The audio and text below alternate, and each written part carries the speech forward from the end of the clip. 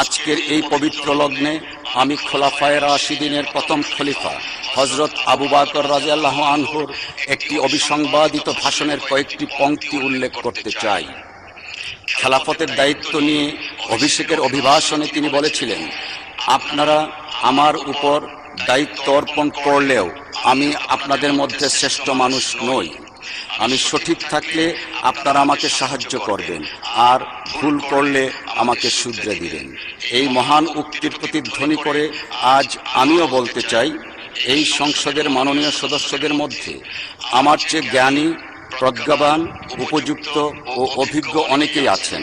সম্মানিত অভিজ্ঞ সদস্যদের প্রতি বিনীত অনুরোধ করছি, দয়া করে আপনারা আমাকে সাহায্য করবেন, ভুল করলে শুধরে দেবেন, যাতে আমি সঠিকভাবে দায়িত্ব পালন করতে পারি, যাতে দেশবাসীর আশা আকাঙ্ক্ষার প্রতি এই মহান সংসদ সঠিকভাবে পরিচালিত হয়। এই সংসদ শুধু আইন প্রণয়নের স্থান নয়, বরং একই সাথে জনগণের নিকট সরকারের জবাবদিহিতার জায়গাও বটে। মাননীয় সদস্যবৃন্দ, আজকের এই মহান সংসদ গতানুগতিক ধারার বাইরে এক ঐতিহাসিক সংসদ, যেখানে আমরা কেউ এসেছি ফাঁসির মঞ্চের সন্নিকটে থাকা কনডেমড সেল থেকে, কেউ এসেছি ফেসিবাদ শাসন ব্যবস্থায় সৃষ্ট জুলুম নির্যাতনের আয়নাঘর থেকে, কেউ এসেছি প্রিয় মাতৃভূমি থেকে দেড় যুগেরও বেশি সময় নির্বাসিত জীবন কাটিয়ে, কেউ এসেছি গুম হয়ে দেশ এবং ভিন দেশে ফেলে থাকা জীবন্ত লাশের দুঃসহ জীবন কাটিয়ে, আর অনেকেই এসেছি মামলা, জুলুম, নির্যাতন এবং কারাগারের দুঃসহ জীবন কাটিয়ে মজলুম হিসাবে। এই রকম সংসদ আমাদের জাতীয় জীবনের ইতিহাসে আর কখনো দেখা যায়নি, এমনকি বিশ্বের ইতিহাসেও বিরল।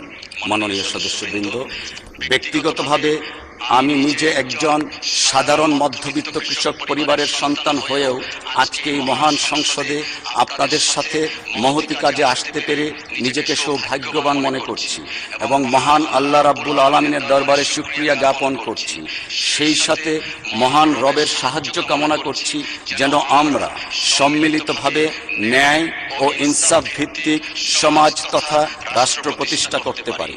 পরিশেষে আমি আবারও সংসদের সকল মাননীয় সদস্যগণকে ধন্যবাদ জানাই এবং আশা করি আপনাদের সহযোগিতায় আমরা এই সংসদকে একটি মর্যাদাকর, কার্যকর এবং গণতান্ত্রিক প্রতিষ্ঠান হিসাবে আরও শক্তিশালী করতে পারব ইনশাআল্লাহ। মহান আল্লাহ আমাদের সবাইকে সত্য ও ন্যায়ের পথে পরিচালিত করুন। আমিন।